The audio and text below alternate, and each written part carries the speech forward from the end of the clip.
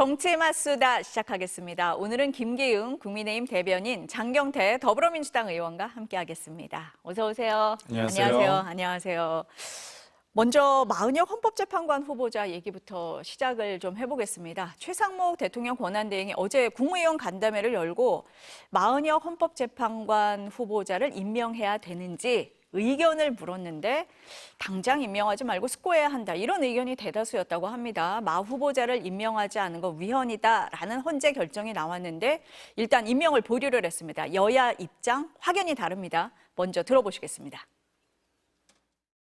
민주당이 일방적으로 지명을 하고 또 청문회도 하고 그래서 이 행정부에 송부하는 것까지 일방적으로 한 부분인데, 그걸 임명하지 않는 행위가 위헌적이다, 이런 식의 판결을 내린 거에 대해서 대단히 유감스럽게 생각을 하고, 헌법재판소의 이 결정이 자기네들의 결정 내용에서도 보듯이 그게 바로 임명을 강제하는 건 아니니까.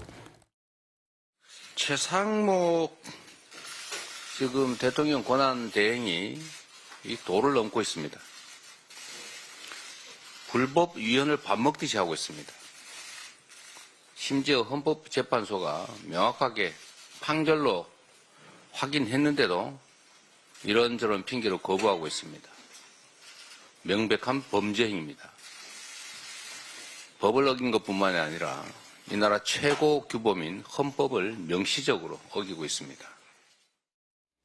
지금 야당에서는 헌재 결정에 대해서 정무적인 판단을 한다, 직무유기다, 이렇게 보고 있는 것 같고, 여당에서는 강제 규정이 없다, 이렇게 얘기를 하고 있습니다. 대변인님 먼저 어떻게 설명하시겠습니까? 권한이 침해된 건 맞습니다. 위헌이죠. 그것까지는 인정합니다. 다만 사실상 이거를 강제 임명하거나 아니면 자동적으로 임명되는 건 아닙니다. 어떻게 보면 대통령과 대통령의 권한 대행의 어떤 임명권에 대해서 사실상 인정을 한 셈이라고 볼 수 있고요. 무엇보다도 헌재가 국가기관에 특정하는 의무를 이행하거나 제시하는, 명령하는 것은 상권 분립에 어긋난다, 그런 의견도 있습니다. 그리고 더군다나 지금의 헌법재판관 마은혁 후보를 임명하는 것은 어떻게 본다면, 그러니까 평상시가 아니지 않습니까? 마은혁 후보자가 임명됐을 때 곧바로 대통령 탄핵, 심판을 할 수밖에 없는데, 누가 보더라도 국민의힘이나 아니면 국민들이 보더라도 아무래도 민주당 쪽의 어떤 성향, 의견, 그쪽에 한쪽으로 좀 가 있다, 그렇게 생각할 수밖에 없는 이력과 그다음에 또 우리법 연구이기 때문에 저희 입장에서는 이제 검사가 어떤 수사를 사건을 기소했는데 네. 재판관도 본인들 쪽이다, 이렇게 된다면 뭔가 답을 정해놓은 거 아니냐, 사실상 그런 측면에서 봤을 때 저희는 헌재 재판이라는 게 사실상 정치적인 어떤 재판 아닙니까? 그다음 너무나 조금 답을 정해놓은 거 아니냐. 그렇다면 우리 지금 곧바로 이 부분에 대해서 임명을 하는 것보다는 좀 더 숙고해야 되지 않느냐, 그런 의견이 다수라고 봅니다. 어떻습니까, 의원님? 이런 사안일수록 정무적 판단을 해야 될 것이 아니라 법치주의를 수호하는 것이 매우 중요한데요. 또 원칙을 지키고 기본에 충실해야 된다 봅니다. 지금 좌고우면하면서 정무적 판단하실 게 아니라 입법부가 추천하고 사법부가 인정한 사안에 대해서 행정부의 지금 현재 수반으로 있는 최상목 대행이 지금 국가 권력을 사유화하는 듯한 본인의 판단으로 어떤 법치주의와 헌정 질서를 무너뜨린다라고 한다면 저는 최상목 대행에 대해서도 탄핵 사유가 분명하다고 보고요. 탄핵이라고 하면 선출되거나 또 이 여러 정무적 공무원에 대한 징계를 의미합니다. 그렇기 때문에 헌정 질서와 법치주의를 유린하고 있는, 국가 권력을 개인적으로 사유화하는 개인의 판단 아니겠습니까, 지금? 그러니까 개인의 판단이라는 어떤 지목을 당하니까 굳이 국무회의 간담회라는 형식을 빌어서 본인의 책임을 지금 다른 국무위원들에게 떠넘기고 있는 아주 비겁한 행동을 하고 계시기 때문에 이 해당 공무원에 대한 징계는 저는 불가피하다 보고요. 최상목 대행이 부디 이제는 사실 국민적 인내심의 한계에 다다르고 있기 때문에 빠르게 판단하셨으면 좋겠습니다. 두 분도 앞서서 양당의 대표가 말씀하신 것과 똑같이 지금 확연하게 갈라집니다. 그런데 어제 국무위원 간담회에서 얘기를 할 때 숙고해야 된다라는 이유 중에 하나가 한덕수 총리에 대한 탄핵 심판이 진행 중이다, 결과가 나올 때까지 기다리자라고 했다는 얘기가 많은데, 그런데 탄핵 소추안이 이제 기각돼서 한 총리가 만약에 돌아왔다라고 쳤을 때 상황이 달라지는 건 아니잖아요. 어떻게 보면 임명을 좀 더 보류할 수 있는 명분이 생깁니다. 왜냐하면 한덕수 권한대행이 탄핵이 됐을 때 사유 중에 하나가 임명을 보류했기 때문에 민주당에서는 탄핵 사유에 넣지 않았습니까? 근데 기각이 된다고 한다면 그 임명을 보류한 그 자체가 헌법과 법률의 중대한 위반이 아니라는 것을 헌재가 증명해 주는 거 아닙니까? 그렇기 때문에 이게 위헌이라고 결정은 났지만 과연 그게 파면에 이를 정도의 어떤 위법성이 있는지에 대해서는 만약에 기각이 된다면 그거는 한덕수 권한대행에게 힘을 실어주기 때문에 이게 사실 그렇습니다. 법이란 게 물론 이제 정치적인 영역이 있기 때문에 법이 모든 것들을 다 담아낼 수는 없습니다. 근데 분명한 건 위반의 어떤 침해된 여지가 있지만 언제까지 임명을 하라, 언제까지 뭐 자동적으로 된다 그 부분은 없잖아요. 그건 어떻게 보면 정치의 영역일 수도 있거든요. 그러니까 저는 역으로 야당이 만약에 그 문제가 없는 그 후보자를 다시 추천을 한다면 여야가 합의해서 당연히 임명할 수 있는 거 아닌가 그런 생각을 해봅니다. 근데 만약에요. 네. 기각이 됐어요. 기각이 됐는데 탄핵 소추 사유가 여러 가지가 있잖아요. 그중에 헌법재판관 후보자를 임명하지 않은 부분에 대해서는 임명해야 된다로 이렇게 부분적으로 다르게 결론을 낼 수도 있잖아요. 네, 그렇죠. 그렇게 되면 근데 이제 상황이 안 달라지잖아요. 그거죠. 결국은 뭐냐면 지금 최상목 권한대행의 어떤 위법성처럼 침해가 있다, 위법하다는 것과 실제로 강제로 아니면 곧바로 임명을 해야 되는 거에 어떤 간격이 있다는 거죠. 그 사이에 있어서는 정치의 저는 영역이라고 보기 때문에 그 부분에 있어서는 좀 더 여야가 좀 통과시킬 수 있는, 임명될 수 있는 사람에 대해서 좀 논의를 해보는 게 어떨까 그런 생각을 해봅니다. 최상목 대행이 한덕수 총리에게 미루는 거 아닙니까? 어떻습니까? 당연히 네. 지금 최상목 대행이 뭐 경제 살린다고 하고 있지만 실제로 경제 살리는 역할을 하나도 못 하고 있고요. 대행으로서 헌정 질서를 수호하고 지금 여러 가지 국가 운영 질서에 대해서 회복과 복원에 대해서 고민을 하셔야 되는데 지금 본인 몸만 사리고 계셔서 참으로 안타깝다고 생각하고요. 저는 한덕수 총리에 대한 주요 탄핵 사유가 다 인용이 될 거라고는 생각은 합니다만 탄핵 이 인용까지는 사유에 대한 어떤 이 사실상 반영은 될 것 같긴 한데 예를 들면 이 내란에 대한 공모와 이 방조 혐의라든지 이 헌법재판관 임명에 대한 이 미임명 사례, 또 여러 상설특검에 대한 이 미추천 사례, 또 여러 가지 뭐 김건희 특검법이라든지 또 이 여당 대표와 정말 아무 어떤 법조항도 없음에도 불구하고 공동 정부를 운영하겠다. 이런 주요 5가지 탄핵 사유에 대해서 저는 뭐 헌재도 다 인정은 하겠지만 아마 지금 이제 무너져 있는 헌정 질서 회복을 위해서는 어느 정도 절충을 시도하지 않을까라는 생각이 들고요. 아마 그 점 때문에라도 이 한덕수 총리가 만약 기각돼서 복귀한다 할지라도 저는 헌법재판관 임명에 대해서 더 이상 시간을 끌기는 어려울 거라고 봅니다. 다만 이제 최상목 대행이 너무 비겁하게 본인 몸만 사리면서 이 책임을 한덕수 총리에게 떠넘기기 위해서나 혹은 본인 혼자 지금 시간 끌기용 국무회의 간담회라는 간담회가 무슨 말도 안 되는 간담회를 하고 있면서 본인 책임 떠넘기거든요. 그러니까 참 안타깝습니다. 어찌됐건 이 법부와 사법부의 결정이 내린 만큼 당연히 이 대통령 권한대행이 해야 되는 아주 기본적인 원칙도 이렇게 지금 지키고 있지 않기 때문에 뭐 그 점은 최상목 대행이 나중에 법적 책임을 지기로 하고요. 아마 한덕수 총리가 빠르게 복귀하기를 희망하지 않을까. 본인이 지금 정치적 부담을 떠안기 싫어하는 게 분명해 보입니다. 그래서 한 총리가 돌아오기를 기다리고 있다. 뭐 그런 거죠. 본인 몸만 사리는 거죠 지금. 아니 지금 의원님 말씀을 하실 때 그럼 최상목 권한대행이 법적 책임을 져야 된다. 그리고 앞서서 그 헌법재판관을 임명하지 않는 건 그 탄핵소추 사유가 된다라는 말씀을 하셨는데 그럼 정말로 민주당이 탄핵 카드를 꺼낼 거냐라고 봤을 때 지금 현실적으로 좀 어렵지 않을까라는 관측이 많습니다. 어떻습니까? 뭐 저는 탄핵을 해야 된다고 생각합니다. 그러니까 이럴 때일수록 최상목 대행에게 우리가 정무적 판단하지 말라고 하면서 법치주의와 원칙을 지키라고 하면서 저희가 정무적 판단한다면 저도 그건 좀 그러니까 일관되게 저희는 원칙을 좀 지켜야 된다고 보고요. 아니 대통령 권한대행이 직무유기를 하고 있는데 그걸 방치한다? 그리고 위법한 상태, 위헌적이고 위법한 상태를 저희 민주당도 방조하면 안 된다고 생각하기 때문에 이 부분에 대해서는 저는 딱 정무적 판단을 할 시기가 아니라 원칙을 지켜가는 시기, 국민과의 약속 또 이 헌법과의 약속을 지켜가는 과정이 매우 중요하다고 보고요. 저는 어찌되건 탄핵을 해야 된다고 생각합니다. 기본적으로. 네, 뭐 여러 지도부께도 저는 네. 원칙을 저희가 지키는 게 매우 중요하다. 그래야 국민들이 보셨을 때도 또 지금 이 행정부의 여러 수반으로 있는 이 고위공직자 또는 국무위원들이 봤을 때 아, 법치를 지키지 않으면 저렇게 철퇴를 맞는구나라는 생각이 들어야지.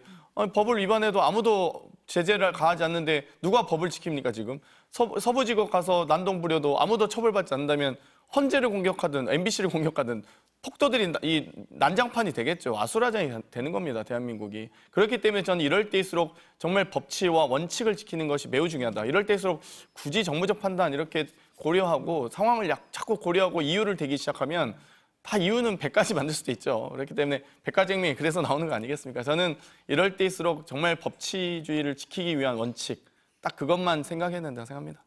장 의원님은 그렇게 말씀을 하시는데 민주당이 그 카드 꺼내기는 쉽지 않아 보이는 이제 측면도 있어요. 탄핵카드 이제 실효성의 문제겠죠. 네, 만약 그런 이제 부분이 있고. 최상목 대행을 네. 탄핵했을 경우에 그 네. 후임 이제 승계 대상자가 이 사실 이주호 교육부 총리이기도 네. 하고 사회부 총리죠. 사회부 총리 겸 교육부 장관이기도 하고 그래서 이주호 장관이 대행이 된다 한들 뭐 크게 달라지겠냐라는 것도 있지만 또 한덕수 총리가 아마 그런 점 때문에 헌재가 여러 가지 헌정실서 회복을 위해서도 헌재도 고민을 할 텐데 뭐 탄핵해서 이주호 장관이 대행한 한 일주일도 못 하다가 한덕수 총리가 복귀하면 또 결국 도로목 되는 거 아니냐. 이제 이런 정도의 탄핵 카드에 대한 실효성에 대한 부분은 저는 당연히 문제 제기와 고민이 있을 거라고 봅니다. 지도부 입장에서. 그런데 또 불구하고 이럴 때일수록 사실 정무적 판단을 저는 하지 말자. 제가 최고위원이 있을 때는 저는 그런 주의긴 했습니다. 네. 딱 원칙을 지켜줘야 국민들도 신뢰하고 또 각 정당과 각 이 여러 국가기관에서도 정치가 원칙을 지키는 모습을 보여야 저는 신뢰를 얻는다고 보거든요. 그래야 안정감도 없고요. 사실 예측 가능성과 안정감은 결국 원칙을 약속을 얼마나 제대로 지키느냐의 문제이기 때문에 저는 이럴 때일수록 특히 이런 혼란 상황일수록 좀 그런 부분에 대해서는 굳이 좌우면해서는 안 된다고 생각합니다. 이런 부분을 뭐 정부 여당이나 최상목 권한대행도 감안을 좀 하고 있을 것 같습니다. 대변인님은 어떻게 보세요? 저는 탄핵하기 좀 힘들지 않을까. 왜냐하면 29번 탄핵을 하셨는데 사실 이제까지 다 그 결과를 보면 대부분 이제까지는 다 기각 아니었습니까? 그거에 대한 어떤 책임은 야당이 전혀 보이질 않고 있습니다. 한 사람에 대한 어떤 탄핵이 아니라 사실상 국가기관이 무력화되고 있는 상황 아닙니까? 그리고 지난해 12월에 한덕수 권한대행이 탄핵이 됐을 때 이재명 대표께서 본회의장에서 이렇게 미소를 지었는데 그 모습을 보면서 많은 사람들이 조금 이거 뭐지? 이거 굉장히 암담한 상황이었는데 왜 이재명 대표는 미소를 띄울까 이렇게 생각한 거 아닙니까? 그 이후에 문제를 푸는 방식에 있어서 최상목 권한대행이 민주당의 어떤 요구를 제대로 받아들이지 않는다고 한다면 언제든지 탄핵할 수 있다. 저는 사실상 겁박하고 있다고 보고 있거든요.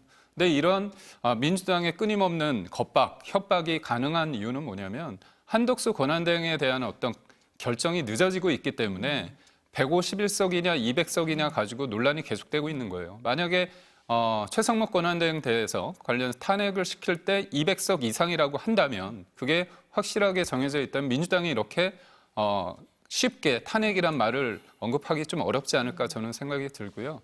저는 그렇습니다. 이제 여소야대 국면에서 이 탄핵이라는 거는 가질 수 있는 권한은 맞습니다. 그렇지만 그 권한을 모든 것들을 다 썼을 때 과연 여야의 상황이 강대강의 대치 국면으로 갈 수밖에 없었고 의회 정치라는 게 법에 더해서 대화와 타협으로 이루어진 만큼 어느 정도의 여백이 있어야 되거든요.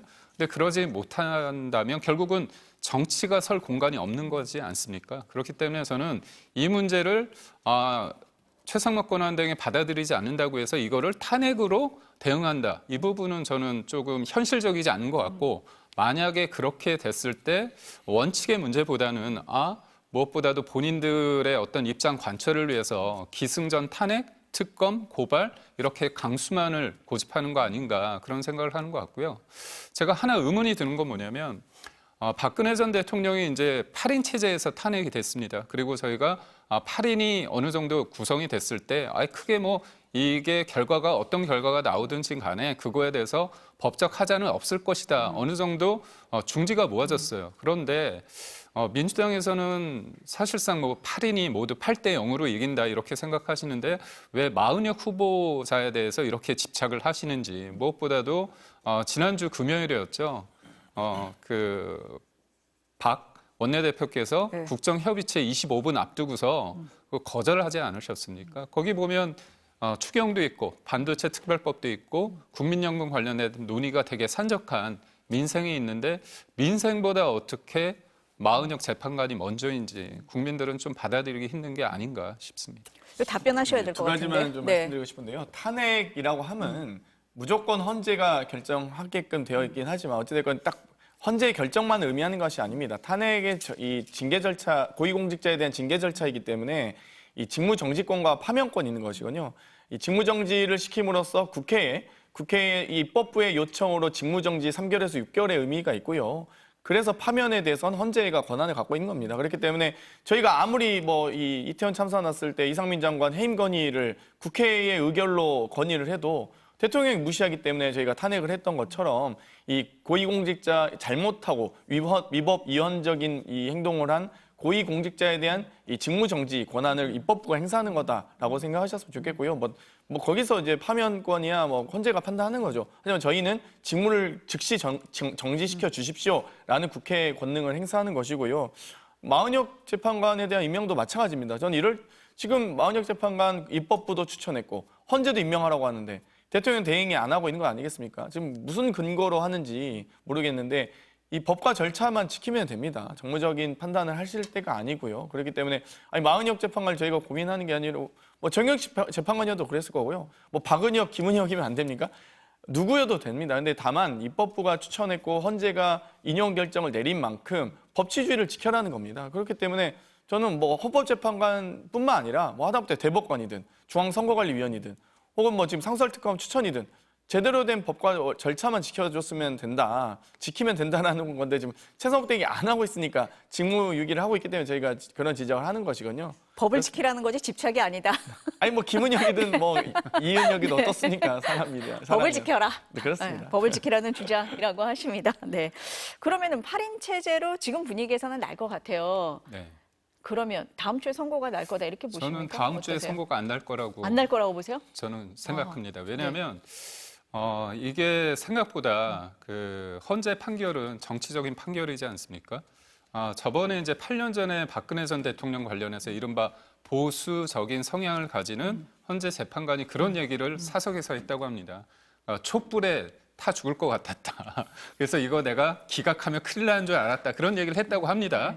뭐 일부 언론에 나오긴 했는데, 그러니까 결국 8년 전에는 사실상 이제 탄핵 찬성의 어떤 그런 목소리가 광장에 가득했습니다. 이거에 반대하는 목소리가 좀 덜했죠. 그렇지만 지금은 지난 뭐 3월 1일 그날만 보더라도 사실상 경찰의 아주 보수적인 비공개 수치만 보더라도 12만 명대 한 2, 3만 되지 않습니까? 그러니까 그거는 민주당에서는 극우다 그렇게 좀 규정을 하고 계시지만 제가 볼 때는 대통령의 어떤 탄핵에 반대하고 지금의 대한민국이 과연 어디로 가고 있는지에 대해서 사람들이 위기의식을 느꼈기 때문에 내가 참여함으로써 나의 어떤 목소리를 내고자 하는 그 절박함에서 저는 비롯됐다고 보고 있거든요. 그런 어떤 광장의 민심 그리고 12월 3일 날 이후에 처음에 탄핵과 찬성의 어떤 분위기 여론조사에서 했을 때는 4대 1이나 5대 1 정도 좀 나오지 않았습니까? 요즘에는 뭐 2대 1도 나오고 어떤 데는 뭐 5.5대 4.5까지 나오는 경우도 있기 때문에 그런 여러 가지 상황을 보고 실은 노무현 전 대통령도 그 당시에 헌법을 위반하고요. 헌법 수호 의지가 없었다고 판단을 했습니다. 다만 파면에 이를 정도의 위법성이 있느냐, 중대함이 있느냐에 대해서는 달리 판단을 했거든요. 그래서 제가 볼 때는 12월 3일 날의 계엄이 굉장히 생경하고 저도 받아들이기 힘든 방식입니다. 그렇다면 국민이 뽑은 대통령을 파면에 이르러서 직을 떼고 나서 파면에 이르기까지 하는 과정이 좀 더 정밀하게 들여다 볼 수밖에 없다. 그렇기 때문에 저는 좀 시간이 걸릴 수밖에 없다고 보고요. 뭐 8대 0이 나오길 가능성은 저는 극히 낮다. 그렇기 때문에 어떤 분들은 8대 0을 위해서 뭔가 합의하고 하나의 목소리를 만들고자 하는 게 필요하다고 보지 않습니까? 역으로 본다면 그런 과정이 만약에 필요한다면 더 걸릴 수밖에 없다. 그렇게 봅니다. 뭐 어떻게 일단 보세요? 이 최후 변론 이후에 최종 선고까지는 보통 2주간 걸리는 것으로 대체적으로 알고 있고요. 뭐 노무현 대통령 탄핵 심판이라든지 박근혜 대통령 탄핵 심판도 금요일 날 열렸기 때문에 아마도 저의 예상은 다음 주 금요일 정도이지 않을까 예상하고 있고요. 탄핵 최종 선고일은 보통 한 이틀 정도 전에 고지를 합니다. 그렇기 때문에 다음 주 화요일, 수요일쯤 고지하지 않을까. 아마 헌재도 아마 여러 고심을 하겠지만 아마 이 탄핵 심판이 사실 이미 너희 어떤 여러 가지 변론이라든지 논리적 검증은 이미 끝났기 때문에 사실관계는 사실 다 정리가 됐기 때문에 뭐 전 국민이 국회에 들어와서 뭐 지금 여러 폭력을 행사한 것을 다 보셨기 때문에 이 법리적으로는 뭐 큰 문제는 없을 거라 보는데요. 다만 이제 헌재가 이 여러 헌정 질서 회복을 위해서 어떤 고민할 것인지 아마 내에서도 저는 갈리는 판결은 안 할 거라고 봅니다. 예를 들면 어느 정도 대세가 어느 정도 정리가 되면 법리가 어느 정도 확정이 되면 전 8명이 합의해서 8대0 선고를 내리지 않을까. 뭐 민형이든 기각이든 저는 그렇게 보고 있고요. 6대2 이렇게 갈리지는 않을 것 같습니다. 그러면 그 두 분의 재판관은 너무 이제 개인적 공격에 시달릴 것이기 때문에 기관의 이름으로 판결하는 것이 헌재의 대체적인 어떤 관례였던 것 같고요. 저는 이 여러 탄핵 반대 집회 여의도에서 했던 이런 분에 대해서 국민의힘 의원님들이 많이 가고 계시거든요. 근데 좀 또 지도부에서는 지도부가 들어간 건 아니다. 지도부 입장과 또 다르게 지금 계속 표현하고 계셔서 이런 게 이제 국민의힘의 지금 모순인 거죠. 해당 소속 의원들은 탄핵 반대 집회에 가고 있으면서 뭐 권영세 뭐 비대위원장이나 권성동 대표는 또 안 가고 있지 않습니까? 저는 부디 빨리 국민의힘 지도부가 우리 대변인께서도 설득을 하셔서 탄핵 반대 집회에 가셨으면 좋겠어요. 빨리 더 극우화 되셨으면 좋겠는데 네. 또 지도부는 좀 약간 균형을 좀 잃지 않으려고 노력을 하시는 네. 듯하게 보여서 네. 어차피 다른 의원님들 다 극우화되고 계시니까 빠르게 가시고 또 탄핵 반대 의견이시잖아요. 그러니까 탄핵 반대 의견이시면 탄핵 반대 집회 가셔야죠. 왜 권영세 비대위원장, 권성동 원내대표 안 가시는지 모르겠는데 네. 빨리 가셨으면 좋겠습니다. 저는. 그래서 지금 중도층이든 전 국민이 보셨을 때는 국민의힘을 지지하는 분들도 많이 계시죠. 그런데도 불구하고 그래도 뭐 윤석열 대통령은 좀 아니지 않냐. 다른 새로운 빨리 리더십을 교체해서 새로운 보수 정치의 복원 또 보수 정치를 만들어 갔으면 좋겠다. 이렇게 열망하신 분도 계시는데 좀 지도부가 자꾸 균형을 잡으려고 해서 저도 좀 우려가 됩니다. 빨리 비대위원장 원내대표가 탄핵 반대 집회 가셨으면 그게 좋겠어요. 대변인님 압박하는 거예요. 지금 그렇게 말씀드리라고. 지도부께 말씀드리는 국민의힘 지도부께서 네. 좀 빠르게 반대 입장을 명확하게 네. 하시고 또 거기 그 지지자 또 많이 계시잖아요. 지지자 보러 정치인이 가셔야지 왜 안 가시는지 모르겠는데 빠르게 아무튼 입장을 빨리 정리하시고 가셨으면 좋겠습니다. 두 분 다 말씀을 하실 때 그 탄핵 찬반 집회 말씀을 하셔서요. 헌재 주변에서 뭐 선고가 나는 날 어떤 불상사가 있지 않을까 뭐 이런 걱정들 많이 하세요. 서부지법 폭동 한번 겪었잖아요, 우리가. 그래서 헌재 주변 경비가 강화되고 있다. 벌써부터 얘기가 나오고 있고 경찰에서 가포 비상용 준비하고 있고 만약의 경우에 캡사이신과 3단봉 사용도 허용한다. 뭐 이런 입장까지 나왔어요. 그런데 지금 장 의원님 말씀을 하신 것처럼 정치권이 이 분열을 좀 막아야 되는데 오히려 부추기는 듯한 그런 모습도 보이고 있거든요. 뭐 정치적 의사 표현 네. 또 집회 결사의 자유는 당연히 헌법상 기본권이기 때문에 저는 충분히 보장해야 된다 보고요. 다만 그 과정에서 어쨌든 정당과 정치인이 명확한 입장을 밝히고 거기에 대해서 시민과 또 지지자와 함께하는 건 저는 좋다고 봅니다. 그래서 저희도 탄핵 찬성 집회에 참여하고 있고 또 심지어 여러 지지자들과 국민들의 의견을 또 경청하기 위해서 탄핵을 또 찬성하신 분들과 함께하기 위해서 노력하고 있는 거 아니겠습니까? 네. 근데 지금 국민의힘 지도부가 탄핵 반대 집회 안 가고 계셔서 저는 빨리 가셨으면 좋겠는데 그래서 그런 부분은 빠르게 이제 정치인분들은 당연히 지지자와 국민들을 위해서 정치 활동하시는 거니까요. 그렇게 입장을 정리하셨으면 좋겠고 서부지법 폭동에 견주어서 아마 이 경찰도 가포 비상을 내릴 정도로 헌재 주변에 대한 경계를 아주 경계 경비를 아주 강화하고 있는 것으로 알려져 있고요. 다만 이제 집회를 하시는 거 다 좋고 하시는데 이제 폭력은 저희가 절대 해서는 안 되겠죠. 평화적 집회를 하셨으면 좋겠고요. 거기서 뭐 여러 가지 뭐 발언이나 이런 것들 뭐 저는 뭐 아무튼 막말하시진 않길 바라는데 네. 아무튼 좀 가급적 발언도 좀 적당히 하시고 뭐 지지자들이 뭐 아무리 너무 환호해도 또 거기 분위기에 취하셔서 굳이 좀 엇나가는 발언들 막 국가기관을 다 부숴버리자 이런 말은 좀 그건 아니죠. 그러니까 탄핵을 정말 반대하신 분들은 정말 대통령이 그렇게까지 잘못했냐 탄핵을 반대해야 된다 이 정도 발언이시면 저희도 입장의 차이니까 다 존중하거든요. 근데 막 뭐 공수처니 헌재니 선관위를 부숴버리자 무너뜨리자 이렇게 하면 그건 진짜 폭력과 폭동을 옹호하고 또 선전선동하는 행위이기 때문에 그것까지는 안 하셨으면 좋겠습니다. 어떻습니까, 대변인? 본인들의 주장을 관철시키기 위해서 물리적인 방법을 쓰는 거에 대해서는 절대 동의하지 않고요. 의원님께서 말씀하시는 그런 어떤 발언에 대해서는 전 동의하지 않습니다. 정치인의 말에 어떤 무게가 있지 않습니까? 근데 저도 집회 나가다 보면 사람들이 제 말에 대해서 환호를 하고 또 무대 위에서 박수가 터져 나오고 그러다 보면 저도 모르게 약간 좀 과하게 되는 경우가 있습니다. 그럴 때일수록 어떻게 보면 차분함을 유지하는 게 중요합니다.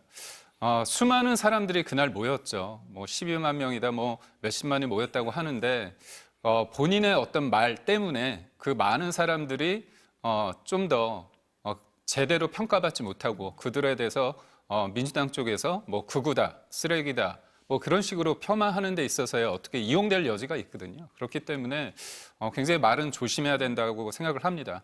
저는 다만 지금 저희들이 어떤 여러 가지 이견을 제시하는 것이 헌재의 결정을 불복하기 위한 어떤 밑자락을 까는 건 아닙니다.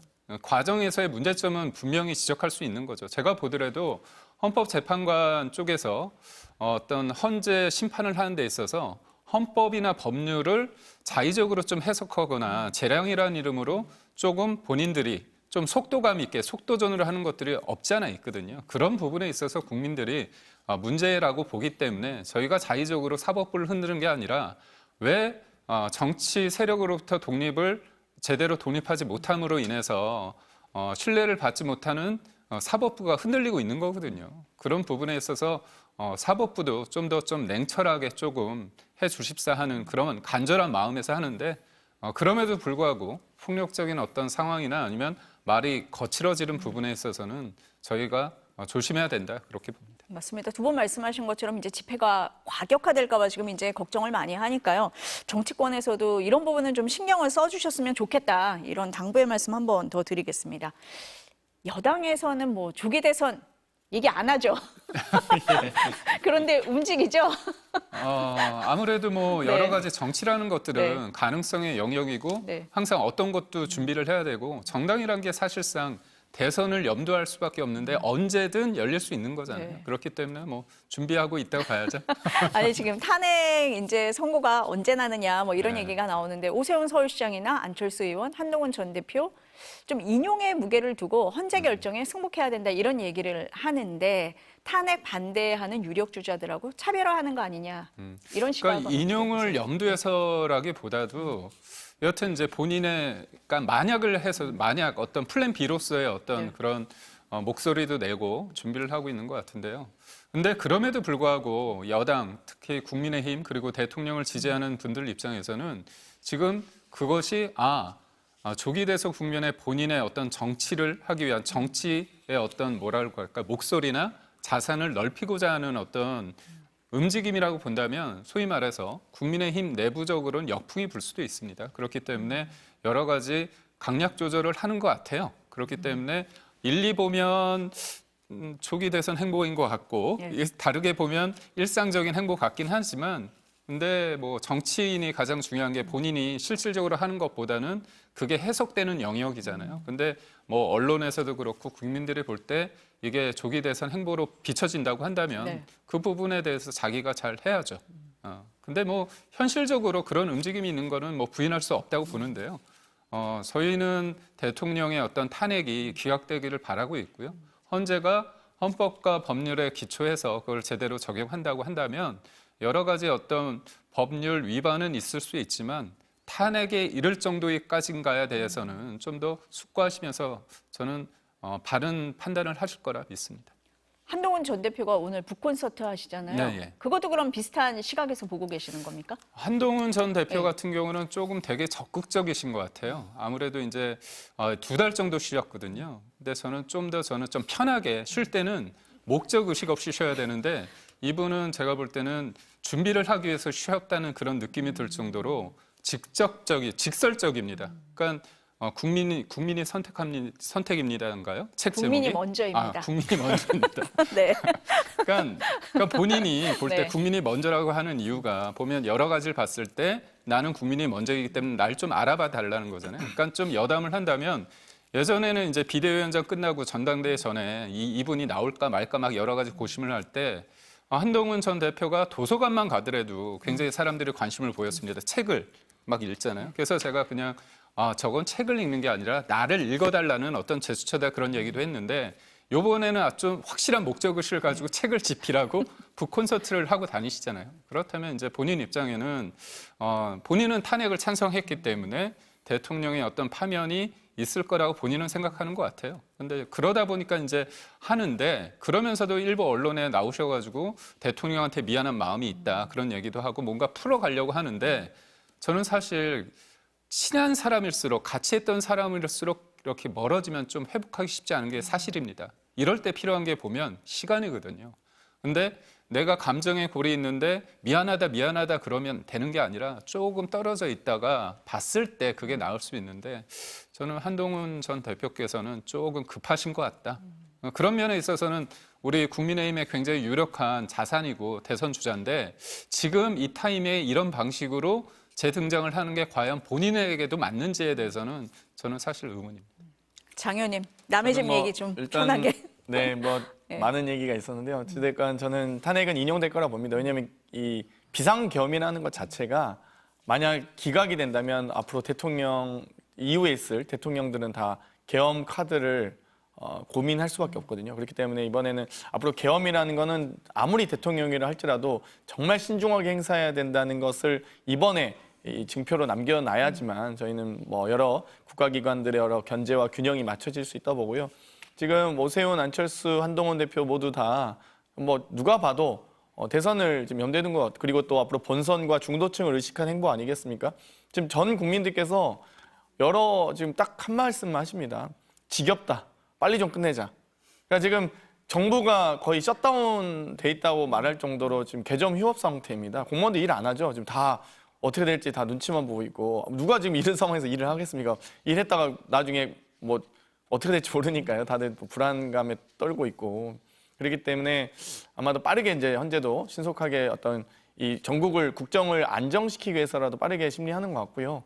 아마도 여러 중도층과 본선 경쟁력을 위해서라도 오세훈인 한동훈 대표 아마 고민을 많이 하시는 것 같은데 저도 대변인님하고 비슷한 게 한동훈 대표께서 조금 성격이 좀 급하신 것 같아요. 그러니까 조금만 참으시면 제가 보기에는 제가 예전에도 탄핵 심판이 인용이든 기각이든 탄핵 심판 이후에 나오시는 게 사실 적기다로 보거든요. 지금 전 국민들이 한동훈 대표 모르시는 분이 어디 있습니까? 인지도는 충분히 있으시거든요. 인지도가 좀 부족한 부분들이 이제 좀 빠르게 이제 인지도 상승을 위해서 원래 레이스를 뛰는데 좀 인지도도 충분하신 분이 굳이 저렇게 막 안 하셔도 되는데 그리고 이 탄핵 심판 전에 나오면 결국 배신자 프레임에 쌓일 수밖에 없거든요. 지금 그걸 제일 우려하셔야 될 텐데 심판 이후에 나오시면은 어찌되건 이제 결정이 난 사안이기 때문에 오히려 구세주처럼 등장할 수도 있었음에도 불구하고 뭐 물론 이제 지금 출마선 하시지는 않았습니다만 심판 전과 후에 한동훈 대표의 위상과 정치적 자산은 저는 큰 차이가 있다고 생각합니다. 그렇기 때문에 뭐 조급하게 안 하시는 게 좋다고 보는데 아무튼 본인 자업자득이니까요. 뭐 잘하고 계십니다. 잘하고 계신 제 거예요? 입장에서는 그냥 뭐 정무적으로 그렇게 좀 보는데 네. 뭐 본인 깎아먹고 민주당에서 계십니다. 보시기에는 잘하고 계신 거예요? 뭐 각자 뭐 네. 저는 탄핵 네. 반대 집회도 지도부가 많이 가시고요. 김문수 장관께서도 계속 국민들께 네. 그 인사 안 하신 것 때문에 지금 네. 지지율 1위시잖아요. 사실 네. 그 국무위원들이 한덕수 총리 비롯해서 국무위원들께서 고개를 숙인 것은 저희 민주당 국회의원들에게 민주당뿐만 아니라 국회의원들에게 고개를 숙인 게 아니라 국민들께 고개를 숙이는 거잖아요. 그래서 저희가 이 대통령의 발언도 대국민 담화라고 표현하고 국회의원들도 대정부 질의라고 표현하는 것 자체가 국민들이 보시기 때문에 국민들께 보고드리는 형식이거든요. 근데 김문수 장관은 유일하게 국무위원 중에 사과를 안 하셨기 때문에 뭐 이 보수 지지층에서는 일이 나오시는데 저는 좋은 것 같습니다. 김문수 장관께서 대선 후보도 되셨으면 좋겠고, 네, 잘 가고 계세요 국민의힘이. 그래서 장 의원님 네. 말씀하신 거 거꾸로 가서 하실 것 같은데. 아니 그러니까 제가 볼 때 네. 칭찬하는 면서 매기시고 네. 네, 저희가 뭐 잘 하겠습니다. 근데 이제 네. 이건 좀 다른 여담이긴 하지만 네. 우리 그 권영세 비대위원장이 그런 얘기를 했습니다. 기자회견 했을 때 우리는 주제 파악을 하고 있다. 이 얘기를 했을 때 저는 되게 공감을 했습니다. 어떻게 보면 계엄과 탄핵 이 국면에 있어서 민주당이 모든 걸 주도했어요. 근데 어떻게 보면 권한을 가졌을 때 사람들의 어떤 본 모습이 나온다고 했을 때 민주당 쪽에서는 그거를 어떻게 보면 헌정 질서를 바로 잡는 방식이라고 했지만 국민들이 느끼기에는 굉장히 거칠었습니다. 대행을 탄핵하고 대행마저 탄핵시키고자 하면서 그런 여러 가지 봤을 때 이분들이 과연 진짜 대통령까지 행정부 권력까지 가졌을 때 이 나라는 어디로 갈 것인가, 절단나는 거 아닐까, 이런 어떤 우려가 있었거든요.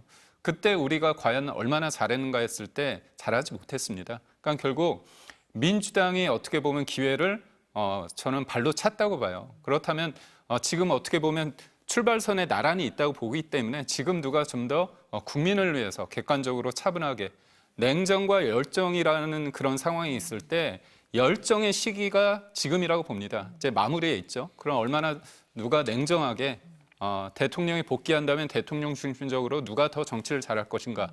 만약에 기각이 된다면 인용이 된다면 이제 조기 대선 국면이지 않습니까? 그때 지금은 동무대입니다. 이재명 대표의. 그렇기 때문에 모든 게 뭔가 잘 전달이 되고 이재명의 말에 힘이 있는 것 같지만 저는 역으로 본다면 이후에는 검증의 시기거든요. 그렇다면 말의 청구서가 쌓이고 그때는 본인의 말에 어떻게 보면 좀 스텝이 꼬일 수 있다. 그런 생각을 하기 때문에요. 저는 저희가 그런 어떤 지적은 달게 받고 다만 저희도 네. 냉정하게 여러 가지를 보고 있다는 말씀드립니다. 칭찬인지 아닌지 모르겠다고 뭐 하시니까 그렇지만 뭐 의도가 분명하기 때문에 잘 알아들었다 이런 저는 말씀. 요즘 이재명 대표님께서 잘하고 계신 것 같아요. 잘하고 계신 얘기 하나 더 해볼까요? 네. 이재명 대표의 동무대라는 얘기를 했는데 삼성전자 이재용 회장을 20일 날 만난다 이런 보도가 나오면서 중도 보수 실용주의 이런 얘기가 나오거든요. 어떻게 행보를 읽으면 됩니까? 뭐 당연히 외연 확장 과정이 있고요. 독보적인 대선 주자 1위이시기 때문에 당연히 이제 국가적 책임 또 그러니까 개인으로서의 후보뿐만 아니라 국가적 책임도 함께 해야 되지 않겠습니까? 많은 국민들이 또 지지하고 계시고 또 기대하고 계시기 때문에 그런 행보가 매우 중요하다 보고요. 이재용 회장을 만난다든지 여러 이 경제 정책에 대해서 상당히 또 보수적인 발언들도 하시고 또 여러 가지 중도적 발언도 당연히 하고 계시고요. 또 뭐 한국판 NDBR을 설립하자, 뭐 여러 개 예전에도 한국의 어떤 유니콘 기업을 육성하자 이런 얘기들 많이 나왔거든요. 그렇기 때문에 아무래도 이제 경제적 상황과 친기업적인 발언들도 많이 하시면서 외연을 지금 저는 확장해 가는 과정이고요. 저도 아무튼 계속 우려가 있지만 권영세 비대위원장께서 지금 균형을 좀 잡고 계셔서 좀 안타깝긴 한데 빠르게 저희 입장에서 외연을 확장하고 아마 국민의힘도 지금 아마 조기 대선은 말은 못하지만 네. 뭐 불경죄에 걸리실까 아마 말은 못하시겠지만 그래도 아마 상당히 준비하고 계실 겁니다. 국민의힘도 상당히 내공 있는 분이 많으시기 때문에 아마 그런 점에서 또 지도부가 아마 중심을 좀 잡고 계신 것 같고요. 저희도 외연을 확장하기 위해서 노력하고 있고 아마 국민의힘 지도부도 어느 순간은 대전환을 하시겠죠. 입장에 좀 선회를 하실 건데 그 시점을 아마 저희도 보고 있는 상황이고요. 장 의원님이 지금 한국판 엔비디아 말씀을 하셔서 이게 논란이 되다 보니까 이재명 대표가 직접 지금 반박을 하고 있는 상황이고 어떤 면에서는 정책을 가져왔다, 이 논쟁을 가져왔다는 측면에서는 긍정적인데 또 다른 부분에서 보면은 이렇게 정교하지 않은 정책을 계속 얘기하는 게 맞느냐, 또 말 바꾸게 했다고 비판이 오지 않겠느냐 이런 얘기도 있거든요. 어떻습니까? 뭐 유니콘 기업을 만들자, 한국형 뭐 여러 가지 한국의 대기업의 신화들도 있지 않습니까? 사실 반도체, 조선, 자동차 그 어느 하나 정부 지원 없이 육성된 것은 없습니다.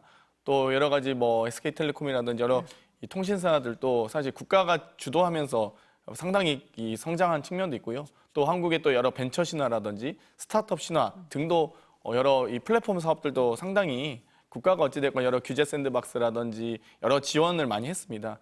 그런 것들을 바탕으로 또 유니콘 기업들도 많이 생기고요. 뭐 여러 매출 1조 이상의 기업들도 많이 생겨나고 있는데 저는 계속 정부가 당연히 기업에 대한 지원해야죠. 그리고 그 육성 지원책에 대한 고민을 하는 것이 매우 좋고 또 NDBR 같은 경우는 여러 이 GPU 사업을 하면서 아주 성장한 기업 아니겠습니까? 그렇기 때문에 저는 뭐 한국 NDBR 만들자고 하는 것에 대해서 반대하시진 않을 것 같아요.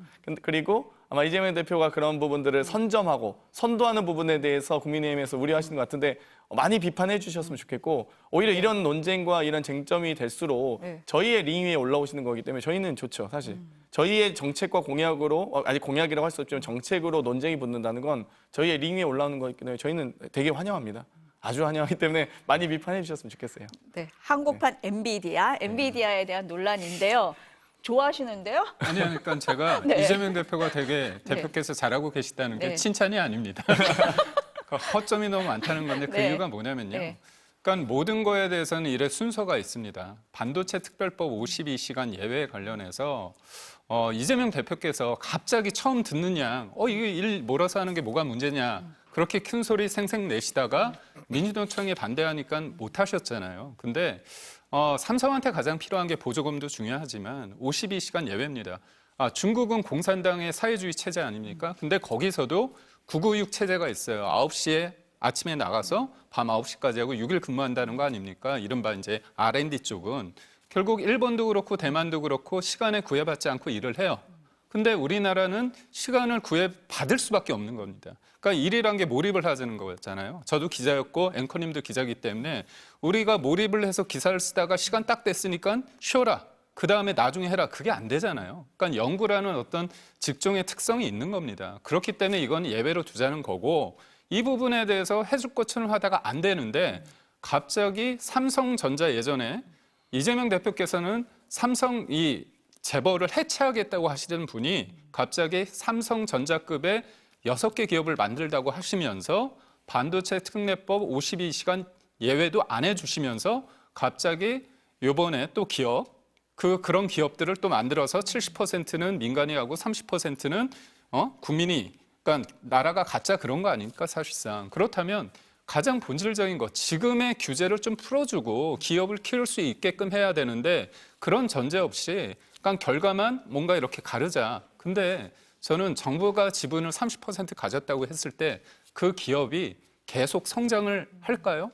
망할 수도 있는 겁니다. 그다음에 수익을 못 낼 수도 있어요. 그렇기 때문에 그런 기업이 몇 개 있다고 해가지고 세금을 아예 안 낼 수 있는 것도 아닙니다. 그러니까 저는 이재명 대표께서 지금 말씀하신 거의 부분에 대해서 비판을 하는 게 이슈를 주도하는 데 있어서는 중요할 수 있지만 제가 항상 말씀드린 것처럼 과연 우클릭하고 중도 보수라고 했는데 거기에서 실질적으로 어떤 성과를 내느냐. 추경도 25만 원 안 한다고 하면서 소비 쿠폰으로 또 내셨잖아요. 그리고 상속세 관련해서도 기업에서 가장 중요한 게 중소기업이 뭐냐면 상속세 세율이 50%입니다. 그렇지만 할증함이 60%예요. 전 세계에서 제일 높습니다. 그럼 기업을 내가 자식한테 넘겨줄 때 2번 되면 속된 말로 기업이 없어집니다. 거덜납니다. 그렇다면 사람들이 기업을 어떻게 합니까? 팔겠죠. 양도세율이 낮으니까. 어떻게 팝니까? 시간이 없으니까 결국은 헐값에 파는 겁니다. 그러니까 결국 저희가 말하는 것들이 부자 감세와 뭐 그런 게 아닌데 민주당에서는 여전히 부자 감세 프레임 속에서 모든 걸 갈라치게 하고 있다. 그래서 저는 권성동 원내대표가 토론하자고 했잖아요. 근데 왜 본인이 하자고 해놓고서 3대3 얘기를 하십니까? 왜 런 하신지 모르겠고 저는 이런 여러 가지를 했을 때 토론하시고 저희는 준비가 다 돼 있습니다. 그리고 이런 이슈가 윤석열 정부가 하자고 했던 이슈예요. 근데 이재명 대표가 반대를 하시다가 내가 해줄게 하다가 또 백도하신 거죠. 그러니까 그런 측면에 있을 때 지금은 동무되기 때문에 뭔가 사람들이 귀를 기울이지만 찬찬히 들여다봤을 때 이거 허점이 너무 많은 거 아니야. 그래서 제가 조금 뭐 이재명 대표께서 들으시면 기분 나쁠 수 있지만 일시건, 일허언하고 계시다 이렇게 봅니다. 제가 마치려고 했는데 네, 아니, 장 의원님이 짧게 뭘 쓰고 계셔가지고 짧게만. 네, 뭐 어찌됐건 이재명 대표께서 네. 여러 경제 정책에 대한 발언 그리고 상당히 조예가 깊으신 부분에 대해서 이야기하고 있고요. 그리고 사실 이제 여러 이 법인에 대한 기업에 대한 소유 지분은 개인의 소유가 아닙니다. 여러 이사와 또 주주들의 소유죠. 그렇기 때문에 저는 그렇게 말씀하시기에 좀 적절한지 모르겠고요. 어찌되건 이 기업을 지원하자는 것만큼은 뭐 여야가 따로 없을 것 같고요. 경제 정책에 대해서 열심히 부응하는 게 중요하고 그런데 뭐 조선일 뭐 폐간을 목숨 거신 분도 있으니까요. 저는 그런 이 네거티브 방식보다는 포지티브한 정책으로 저희는 승부하겠다 말씀드리겠습니다. 네. 국민들이 뭐 이념보다는 정책 얘기를 하면 훨씬 좋아할 것 같긴 합니다. 네, 오늘 말씀 여기까지 듣겠습니다. 감사합니다. 맞습니다.